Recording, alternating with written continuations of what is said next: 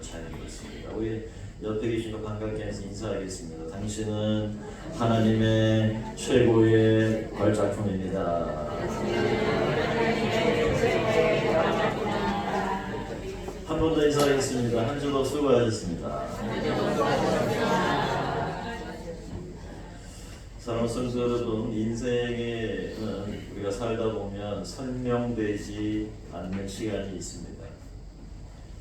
나는 하나님 앞에서 정직하게 살려고 몸부림쳤고 사람들에게 선을 베풀려고 애를 썼지만 돌아오는 것은 오해와 배신 그리고 침묵뿐일 때가 있습니다. 여러분, 기도는 했지만 응답은 없고 눈물은 흘렸지만 상황은 변하지 않고 시간은 흐르는데 인생은 마치 멈춰버린 듯한 그러한 느낌. 여러분, 혹시 그런 시간을 경험하셨거나 혹은 그러한 시간을 지금 경험하고 계신 분들이 있습니까? 오늘 창세기 40장의 내용은 그 설명되지 않는 시간, 해석이 되지 않는 그 시간, 한복판에 서 있는 요셉의 이야기입니다. 여러분, 사실 요셉은 지금 감옥 안에 있지요. 쇠사슬을 채워지고 착고가 묶여있고 그 공간은 습기로 가득 차고 어두컴컴한 곳에 한때는 형들의 미움을 받던 소녀는 이제 아무도 기억하지 않는 죄수가 되었습니다. 그런데 창세기 39장 마지막 구절은 이렇게 말합니다. 여호와께서 요셉과 함께 하시니라. 여호와께서 그를 범사에 형통하게 하셨더라. 여러분, 하나님은 함께 계셨습니다. 그런데 여러분, 함께 계셨지만 그 감옥의 문은 열리지 않았습니다. 인간의 눈에는 끝이지만 하나님의 눈에는 서곡과 같았습니다. 이것이 신앙의 아이러니입니다. 이것이 신앙의 긴장입니다. 여러분, 오늘 우리는 요셉의 삶 속에서 역사하시는 하나님의 섭리를 세 장면을 살펴보면서 우리가 오늘 4개 닫힌 감옥문을 여는 영적인 열쇠를 찾아보고자 합니다. 여러분, 첫 번째 장면은 최악의 상황 속에서도 최선의 섬김으로 꽃을 피우는 요셉을 우리는 보게 됩니다. 여러분, 오늘 본문 4절을 보시기 바랍니다. 친위대장이 요셉에게 그들을 수종들게 하매 요셉이 그들을 섬겼더라 그랬습니다. 짧은 문장이죠. 그러나 이 한 문장이 요셉의 영성을 설명해주고 있습니다. 여러분, 지금 요셉은 나이가 28살입니다. 그는 17살에 노예로 팔려왔습니다. 11년이라는 시간이 지났습니다. 11년 동안 단 한 번도 억울함이 풀리지 않았습니다. 그래서 시편에서는 시인이 이렇게 요셉의 삶을 소술하고 있습니다. 105편 18절의 말씀에 보면 그의 발이 착고에 상하며 그의 몸이 쇠사슬에 매였도다. 여러분, 요셉의 상처는 발목에만 있지 않았습니다. 마음에도 형들로 인한 깊은 착고가 채워져 있었을 겁니다.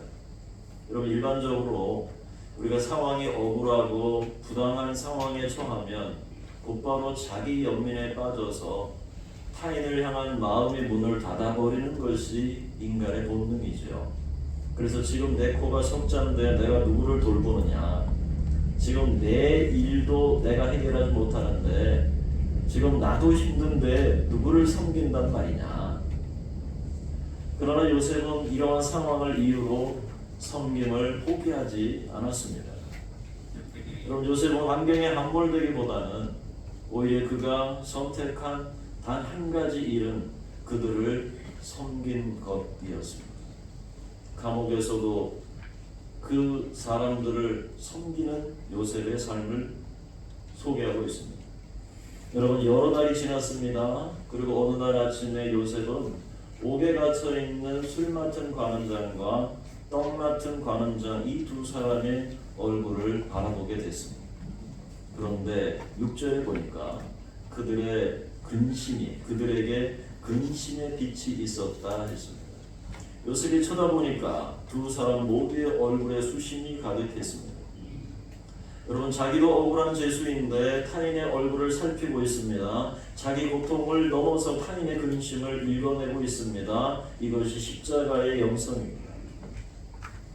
여러분, 이 모습은 훗날에 오실 예수 그리스도의 십자가 고난을 완벽하게 예표하고 있습니다. 예수님은 어떠셨습니까? 예수님은 십자가라는 최악의 고통 속에서도 자신을 조롱하는 자들을 용서해 주셨습니다. 그리고 광도를 구원하시는 대속적인 섬김을 실천하셨습니다. 예수님은 십자가에서도 그렇게 섬기셨습니다. 여러분, 요셉은 이 그리스도의 영광스러운 섬김의 모형을 보여주고 있는 것이죠. 오늘 여러분의 감옥은 섬김을 멈추게 하는 자리가 아니라 사랑이 더 깊어지고 나의 절박한 상황 속에 힘들고 어려운 상황 속에서도 더 깊어지는 자리가 될 수 있습니다. 여러분, 상황이 변하기를 기다리기보다 요셉처럼 상황을 초월해서 오히려 섬김으로 여러분 하나님을 기쁘시게 하는 삶을 살아갈 수 있기를 주 이름으로 축복합니다. 두 번째 장면은 제국의 우상을 파괴하는 하나님의 주권적인 계시가 보여주고 있습니다. 이 말이 좀 어려울 수 있습니다, 우리 자녀들에게. 그러나 이 말씀을 잘 들어보세요. 요셉의 이러한 작은 섬김과 관심이 놀라운 결과로 이어지게 됩니다. 여러분, 요셉이 왕의 신하에게 물었습니다. 어찌하여 오늘 당신들의 얼굴에 근심의 빛이 가득합니까? 그랬습니다. 그런데 두 간원장이 말합니다. 우리가 꿈을 꾸었는데 이를 해석할 사람이 없다. 우리가 지난밤에 꿈을 꾸었는데 이 꿈을 해석할 사람이 이 주위에는 아무도 없다는 겁니다. 그때 요셉이 즉각 대답했습니다. 해석은 하나님께 있지 아니하네. 해석은 하나님께 있습니다. 여러분, 그 두 사람의 이 근심 어린 이야기를 듣고 요셉이 이렇게 대답한 것은 단순한 겸손의 표현이 아닙니다. 애굽의 제국의 지적인 체계 전체를 정면으로 부정하는 선언입니다. 여러분, 당시에 애굽에는요, 꿈 해석이 권력이었습니다. 꿈을 해석한다는 것은 권력을 상징했습니다. 왜냐하면 아무나 그 꿈을 해석할 수 없기 때문이죠. 해박한 지식이 있거나 어떤 권력이 있을 때에 그것을 해석할 수 있는 능력이 있었기 때문에 그렇습니다. 그리고 꿈을 풀이하는 그러한 책들이나 점성술이라고 하는 하늘의 별의 이치를 깨닫게 하는 것은 미래를 통제하는 시스템이었습니다. 요셉의 대답은 그 인식론 전체를 뒤흔들고 깨뜨렸습니다. 왜냐하면 하나님의 역사를 증거하는 길을 열게 된 것입니다. 여러분, 오늘날도 우리가 빅데이터를 아시죠? AI나 구글이나 많은 전문가들이 있습니다. 통계를 통해서 미래를 통제하려고 합니다. 그러나 요셉은 뭐라고 말합니까? 요셉은 미래의 조건은 인간의 분석이 아니라 하나님의 계시에 있다. 여러분, 미래의 주권이 인간의 분석이 아니라 하나님의 말씀에 있다는 것입니다. 그것이 바로 요셉의 명확한 대답이었습니다. 꿈의 해석은 하나님께 있습니다 라고 요셉은 자신 있고 당당하게 그 사람들에게 이야기했습니다. 여러분, 요셉의 선언 후에 두 간원장이 꿈을 나누기 시작합니다. 먼저 술 맡은 관원장이 이야기합니다. 내가 꿈에 보니까 포도나무가 있는데 그 포도나무 안에서 싹이 트더니 그곳에 꽃이 피고 그곳에 열매가 맺었습니다. 그리고 포도송이가 익었습니다. 그때 내가 내 손에 밥을 잔이 들려있는 것을 보고 그 포도주를 쫙 집을 짜가지고 내가 바로에게 바쳤습니다. 자, 이것을 좋게 이야기했던 떡 굽는 관원장도 얘기합니다. 내가 꿈을 꾸었습니다. 그런데 내 머리 위에 새 광주리가 있었습니다. 그런데 맨 꼭대기에 있는 광주리에 갑자기 새가 나타나더니 그 빵을, 그 떡을 계속 먹고 있었습니다. 요셉은 두 사람의 꿈을 듣자마자 즉각적인 해석을 내렸습니다. 여러분, 요셉이 성령의 즉각적인 영감으로 해석합니다. 똑같은 숫자가 3입니다. 세 가지가 있고 그 다음에 세 강주리가 있습니다. 머리를 든다라고 하는 언어적인 유의를 통해서 술 맡은 관원장에게는 당신이 풀려날 것입니다. 그리고 당신은 생명을 얻게 될 것입니다 라고 해석했습니다. 반면에 떡 굽는 관원장이는 뭐라고 말했습니까? 당신의 목은 오늘 달릴 겁니다. 당신의 목은 죽게 될 겁니다. 당신은 매달리게 될 것이고 당신은 죽음을 맞게 될 것입니다. 여러분, 요셉이 어떻게 이렇게 단차에 즉각적으로 해석을 내릴 수 있겠습니까? 3일 뒤에 바로의 생일이 되었습니다. 그런데 어떻게 되었을까요? 요셉의 꿈의 해석처럼 그대로 한치의 오차도 없이 성취되었습니다. 술 맡은 관원장은 복직했습니다. 떡 맡은 관원장은 내매달렸습니다. 죽음을 맞이하게 된 것입니다. 여러분의 인생을 해석하는 기준은 무엇입니까? 여러분의 삶을 해석하는 기준은 여러분 무엇을 갖고 있습니까?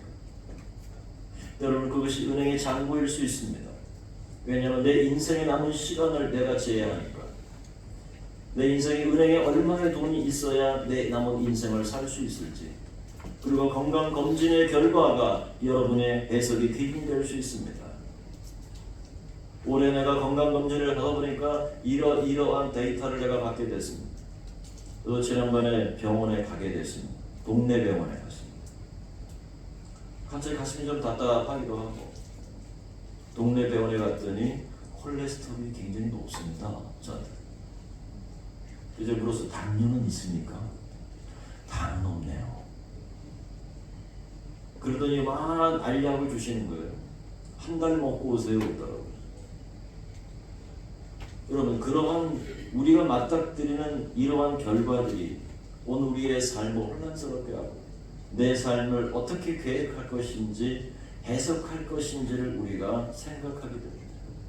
또는 어떻습니까? 사람들의 평가를 생각합니다. 그것이 내 인생을 해석하는 기준입니까? 여러분, 불안한 미래를 여러분 십자가 앞에 내려놓을 수 있기를 바랍니다. 그 어떤 것도, 은행의 잔고도, 여러분 건강검진의 결과도, 사람들의 평가도 여러분의 인생을 해석해낼 수 없습니다. 오직 하나님만이 여러분의 인생을 붙들고 여러분의 인생을 해석할 수 있는 분이시고 여러분의 인생을 바꿀 수 있는 분이 오직 하나님이라는 사실을 여러분 믿으시고 그 주도권을 여러분 하나님 앞에 내어드릴 수 있기를 축복합니다. 마지막 세 번째 장면을 보면 인간은 망각하지만 하나님은 언제나 신실하십니다. 여러분, 요셉의 해석대로 술 맡은 관원장이 복직하게 되었습니다. 그런데 그 전에 요셉이 술 맡은 관원장에게 간절히 부탁드린 게 있었습니다. 여러분, 14절 말씀을 한번 보시기 바랍니다. 우리 14절 말씀을 다 같이 한번 읽어보겠습니다. 14절 시작. 당신이 잘해주려는 나를 생각하고 내게 은혜를 베풀어서 내 사정을 알게 하여 이 집에서 나를 건져주소서. 여러분, 술 맡은 관원장의 꿈을 해석하면서 요셉은 어떤 생각이 들었을까요? 아, 이 사람은 살게 되니까 이 사람에게 내 마음을 뭔가를 드러내면 이 사람이 내 이야기를 들어줄 수 있지 않을까. 당신이 잘되면 나를 생각해 주세요. 당신이 잘되면 내게 은혜를 베풀어서 내 사정을 바로에게 알려주셔서 이 집에서 이 감옥에서 나아갈 수 있도록 나를 건져 주십시오. 여러분, 이 한 문장 속에 요셉이 흘린 11년의 눈물과 기다림이 담겨져 있습니다. 그는 11년 동안 감옥 안에서 여러분 헤매고 있었습니다. 착고에 차인 상황에서 자신의 억울함 속에서, 그러나 많은 사람들을 섬기면서도 그 마음 언저리에 있었던 이 억울함을 어떻게 풀어야 하는가. 그러면서 술 맡은 관원장의 그 꿈을 해석할 때에 이 요셉의 마음 속에는 기다림이 담겨져 있었습니다. 어쩌면 요셉의 마음은 심장이 뛰었을 겁니다. 아, 이제 정말 끝나는 건가? 드디어 하나님께서 나를 여기서 건져내시는 건가? 여러분, 술 맡은 관원장은 복직이 되고 감옥문이 열리고 환한 빛이 감옥 안으로 들어옵니다. 이제 드디어 고생 끝, 행복 시작일까요? 23절. 술 맡은 관원장이 요셉을 기억하지 못하고 그를 잊었다. 가슴이 철렁한 반전입니다. 차가운 결말입니다. 그날 밤에 아마 요셉은 아마도 철장을 붙들고 울었던지 아니면 고통스러웠던지 희망이 무너지는 소리를 들었을지도 모릅니다. 아, 정말 끝났구나. 왜 이렇게 소식이 없지? 아무리 기다려도 술 맡은 가난장의 이야기는 들려오지 않습니다. 여러분, 하나님은 정말 요셉을 잊으셨을까요? 하나님은 정말 요셉을 잊으셨을까요? 여러분, 신앙이 흔들리는 순간은 고난이 시작될 때가 아닙니다. 이제 정말 끝난 줄 알았는데 아무 일도 일어나지 않는 바로 그때입니다. 그런다면 이 잊힘을 다른 분으로 읽어야 합니다. 23절에 잊었다. 여러분, 단순한 망각이 아닙니다. 하나님은 그를 잊히도록 내버려 두신 겁니다. 요셉은 기대했지만 하나님은 그를 잊히도록 내버려 두신 겁니다. 왜 그랬을까요? 그것은 아직 하나님의 시간이 아니었기 때문에. 41장 1절은 이렇게 말합니다. 만 2년 후. 여러분, 하나님의 시간표는 사람의 망각 위에 쓰여졌습니다. 여러분, 종교개혁자 마틴 루터를 떠올려 보시길 바랍니다. 1521년 루터는 신성로마 제국 황제와 타락한 그의 권력 앞에 섰습니다. 그리고 신앙을 철회하라는 요구 앞에서 물러서지 않았습니다. 그 결과 그는 제국 전체가 추적하는 공개 수집 수배자가 됩니다. 그런데 어느 날 루터가 갑자기 사라집니다. 루터가 사라졌습니다. 그 사람들은 생각했습니다. 루터가 암살을 당했다고 생각했습니다. 아, 누군가 루터를 죽였구나. 그러니까 루터가 보이지 않는다고 생각했습니다. 그런데 사실 루터는 독일의 바르트부르크 성에 숨겨져 있었습니다. 겉으로는 보여 보호였지만 실상은 고립이었습니다. 밖에는 역사가 움직이고 있습니다. 그런데 자신은 성 안에 갇혀 있습니다. 그것도 10개월 동안.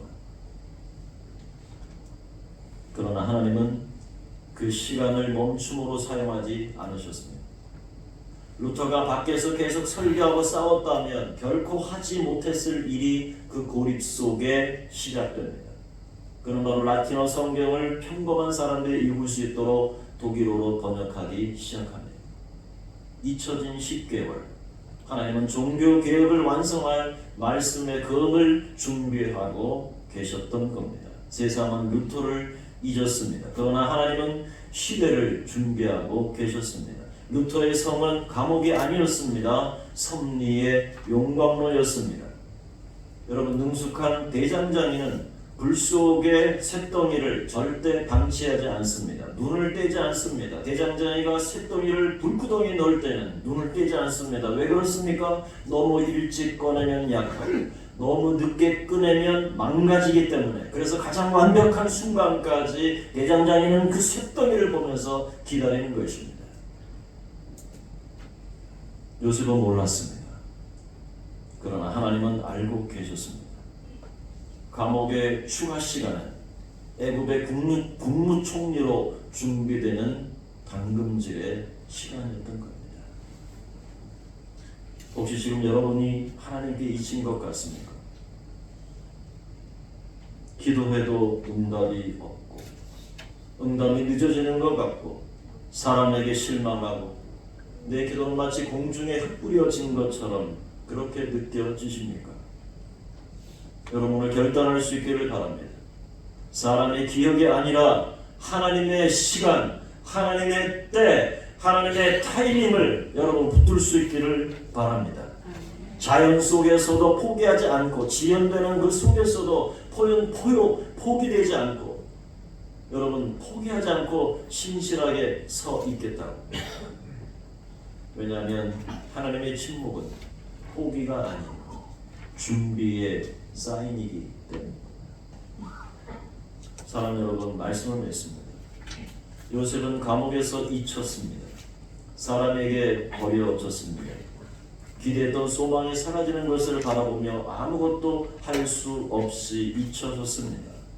그러나 감옥에서 잊힌 그 사람이 훗날 온 세상을 살리는 하나님의 도구가 되었습니다. 왜냐하면 하나님께서 기억하고 계셨기 때문입니다. 요셉의 이야기는 여기서 끝나지 않습니다.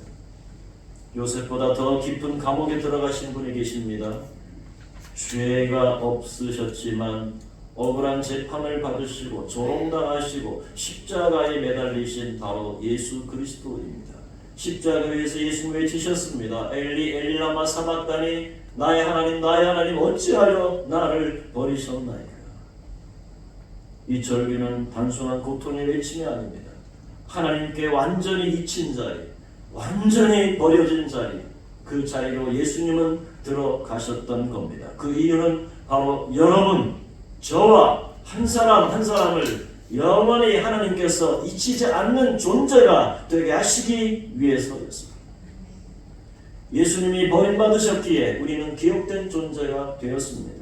예수님이 침묵 속에 남겨주셨기 때문에 우리의 기도는 결코 공중으로 사라지지 않습니다. 예수님이 어둠 속에 내려가셨기에 우리의 감옥은 더 이상 무덤이 아닙니다.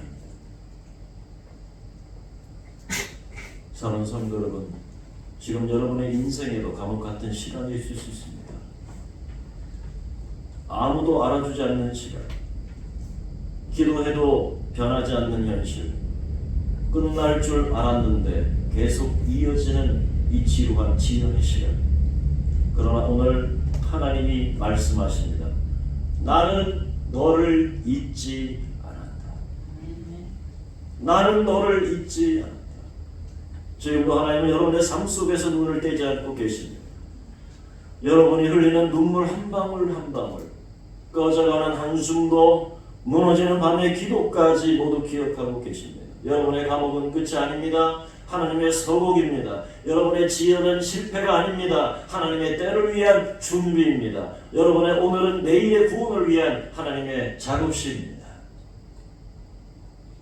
그러므로 사랑하는 성도 여러분, 이제 감옥의 문을 억지로 부수려 하지 마시기 바랍니다. 사람의 기억에 인생을 맡기지 마시길 바랍니다. 주님, 지금 이해되지 않아도 주님의 섭리를 신뢰하겠습니다. 응답이 늦어도 제가 원망하거나 떠나지 않겠습니다. 그 지연 속에서도 제가 신실하게 하나님을 바라보며 서겠습니다. 왜냐하면 하나님은 절대로 미완성 작품을 버리지 않으시기 때문입니다. 어느 날 하나님의 타이밍이 임할 때 주님께서 여러분의 머리를 드실 겁니다. 닫혀있던 문이 열릴 것입니다. 그리고 여러분의 상처했던 시간이 누군가의 생명을 살리는 통로가 되게 하실 것입니다. 절망의 감옥에서 이미 하나님의 위대한 소곡이 시작되었습니다. 이 놀라운 하나님의 섭리를 여러분 신뢰하면서 오늘도 믿음으로 우리 주님을 바라보며 우리의 신앙의 경주를 끝까지 마치는 저와 여러분의 삶이 될 수 있기를 주님의 이름으로 축원합니다. 이 말씀을 생각하면서 함께 기도하겠습니다. 세 가지 기도